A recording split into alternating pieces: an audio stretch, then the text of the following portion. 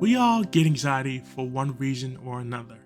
It's a power in our minds to make something so much bigger and harder than we realize it should be. I have had that moment happen to me plenty of times in my life. During these moments for me, I am often in front of people that are sitting in judgment of what I've done in my life and if I deserve to be there. These anxiety moments are called interviews and evaluations for me. And the name of this anxiety is called Imposter Syndrome. If you're not familiar with Imposter Syndrome, Webster defines it as a psychological condition that is characterized by persistent doubt concerning one's abilities or accomplishments, accompanied by the fear of being exposed as a fraud despite evidence of one's ongoing success. I have had imposter syndrome, but first, let me set the stage of what I would go through. I would wake up in the morning and start getting dressed for an interview. I would be wearing the same old suit and tie that I'd worn for past interviews, and often the same one that would stink of failure in when I didn't get a job after being thanked for my time. I couldn't eat before the interview because I wasn't hungry. My anxiety wouldn't allow me to taste the fruits of victory at this early stage.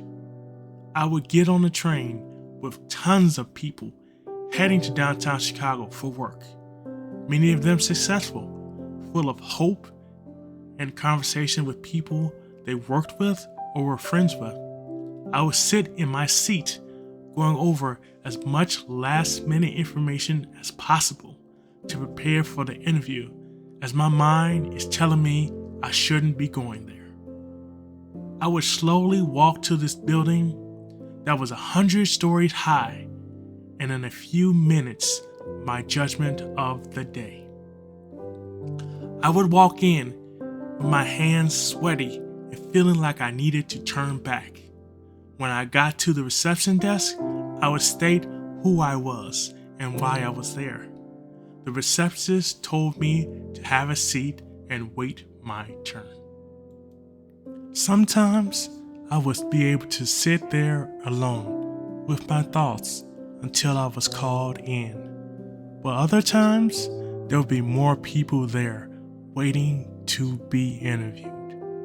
I would often compare myself to them. I would see them wearing power suits and power dresses with the confidence that said I had the job as soon as I walked in. While I sat there in that same suit and tie, I had to get dry cleaned when I could afford it. The moment of truth would come when I was told that I was next, as I was either escorted in by a manager or supervisor and sat down in front of what I thought was a firing squad. They would first hit me with a softball question about my name because many couldn't pronounce it.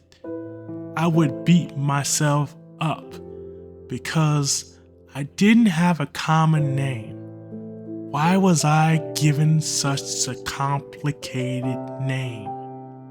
Who would want to hire someone with a complicated name that they could easily forget or mess up because they wouldn't know how to say it?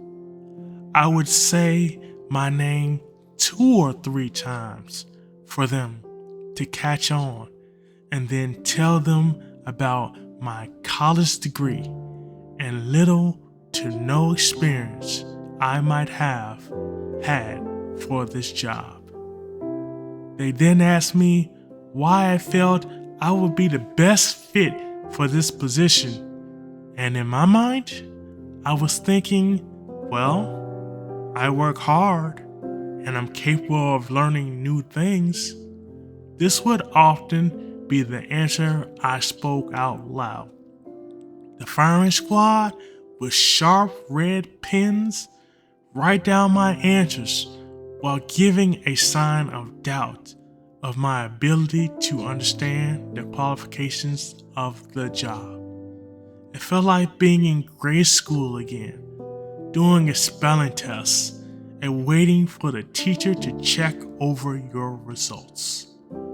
The teacher and I are the only ones in the classroom, and the teacher, with a weird sense of perversion, enjoyed marking down your wrong answers with a check mark, as it felt like little cuts being made at your body.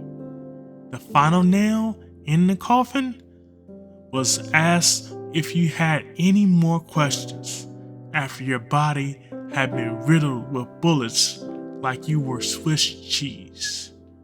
The only thing I could ask was, when I hear from them again, and the next steps, and the dreaded "we will let you know" either through voicemail or email, I would have to fake a smile on my face, thinking I did well, and for the rest of the week sit back to see if I would get a call or an email saying, "We thank you for your time, but we have decided to go with someone else."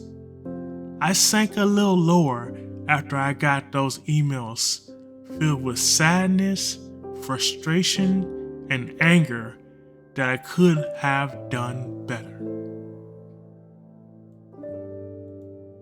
Sometimes, even when I thought I could have done better, I would get selected, and I would think, I did horrible here. What did they see in me? Why did they even select me? Now I must go in and show them everything I have when I started on that first day. During that first week, I will go through the arduous task of a training process and learning about my job and what it entails, along with the people I would work with. As time wears on, they feel that I graduated from training to doing things on my own. It's at this stage you realize that you're making tons of mistakes. Things are not making sense. You're getting called on to do more than I was prepared for. The anxiety is back, and I don't think I belong here. As the quarter ends, you are now called into an evaluation for your work. The same fears from before are back, and this time, my job is now on the line. The sweaty hands are back. I begin to hear my heartbeat faster and faster until they tell me, "You're doing well." If any of this sounds familiar, or if this is your first time hearing it, congratulations. You have just experienced what imposter syndrome is and how people like me can feel as they go through it. It's not a positive feeling that you should have in your life, but there are ways to get past it. I found that getting past it is not easy, but it is worth it. It's something that you must constantly work on every day, and the best way to conquer it is learning to speak positively of yourself and the environment you are in. So, starting today, you must wake up every day and tell yourself that you are where you should be. Stand in the mirror and face yourself and say, I have the tools and talent to be at that job. And if someone else can't see that, it's a loss on their part, not yours. Constantly repeat it until it is all you can see and feel when you wake up in the morning. You have spent countless days and countless nights reading and studying materials to be where you are. You kept going when someone else would have quit. You went to the job interview after job interview, and even when they said no, you stood tall and tried again. The right job is waiting for you, but you must remember how great you are and that you deserve it. Every no that you've received has made you stronger. No just means new opportunities to come, and not that you are not a great person or don't deserve to be a success. The most successful people have heard the word no plenty of times, but they've endured it. They kept seeing the new opportunities in front of them. The evaluations they received were used as tools to focus on what they're doing right and how they can improve on their craft. No one who has been great at any craft has not been criticized by someone else. You will not let the things and people around you be the final standard for what you determine to be success. You are not an imposter. You are an imposer of greatness. Your greatness resides in you and in your heart that you give into every day. When you finish an assignment, congratulate yourself. Everything you have done up to that point is a victory. You take on a new assignment, congratulate yourself because you are stepping up to a new challenge. A coworker or boss tells you that you did something wrong, congratulate yourself because you can get it right the next time. And life will not end because of one mistake. Your destiny is no longer controlled by the people around you nor that environment.